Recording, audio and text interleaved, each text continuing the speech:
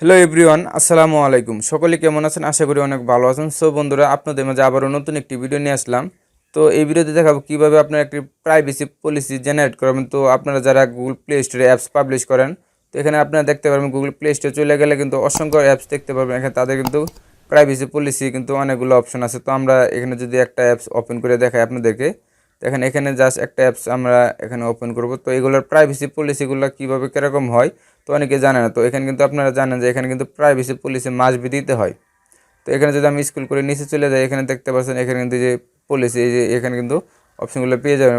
Contact, developer contact, এখানে কিন্তু privacy পলিসির অ্যাড্রেসগুলো পেয়ে যাবেন। তো বন্ধুরা দেখেন এই যে এই প্রাইভেসি পলিসি, এখানে যদি ক্লিক করে দেখেন এই প্রাইভেসি পলিসিটা কীভাবে আপনি জেনারেট করবেন। তো এই আপনি একটি অ্যাপসের জন্য প্রাইভেসি পলিসি জেনারেট করার জন্য সর্বপ্রথম আপনি কী করবেন, গুগল ক্রোমে চলে যাবেন।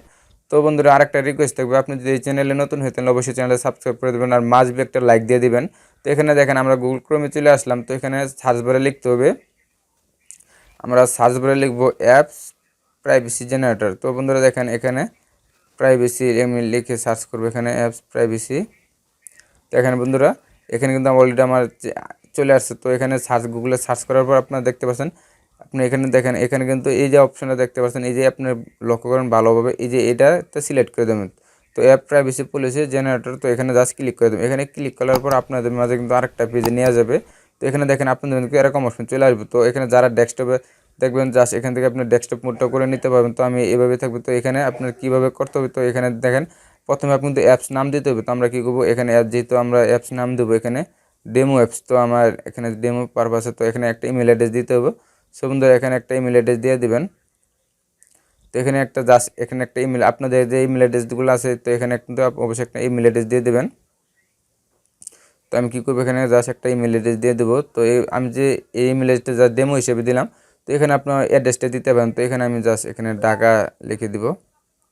তো তারপর এখানে দেখতে পাচ্ছেন অ্যাপ টাইপ। তো বন্ধুরা আপনার অ্যাপসটা কী টাইপের, তো এটা কিন্তু সিলেক্ট করতে হবে অবশ্যই।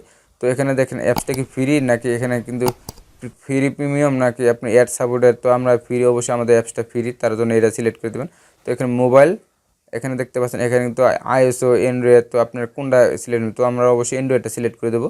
তারপর এখানে যে ডেটটা সেটি থাকবে, এখানে কিন্তু ওনার টাইপ। তো এখানে জাস্ট ক্লিক করবেন। আমরা যেহেতু কোম্পানির কোনো কোম্পানি না, তো আমরা ইন্ডিভিজুয়ালটা সিলেক্ট করবো। ইন্ডিভিজুয়াল সিলেক্ট করবো, এখানে ডেভেলপার নাম দিতে হবে। তো আমরা এখানে ডেভেলপার একটা নাম দিয়ে দেবো। দেখেন আমাদের যে ডেভেলপার নামটা এখানে দিয়ে দিব, তো বিডি অ্যাপস ডেভেলপার। তো এটা দেওয়ার পর এখান থেকে দেখতে, এটা সব যদি ঠিকঠাক থাকে এখান থেকে দেখতে পাচ্ছেন এই যে এটাতে ক্লিক করে দেবেন। তো বন্ধুরা এখানে জাস্ট ক্লিক করে দেওয়ার সাথে আপনাদের মধ্যে কিন্তু আরেকটা অপশন নিয়ে আসবো।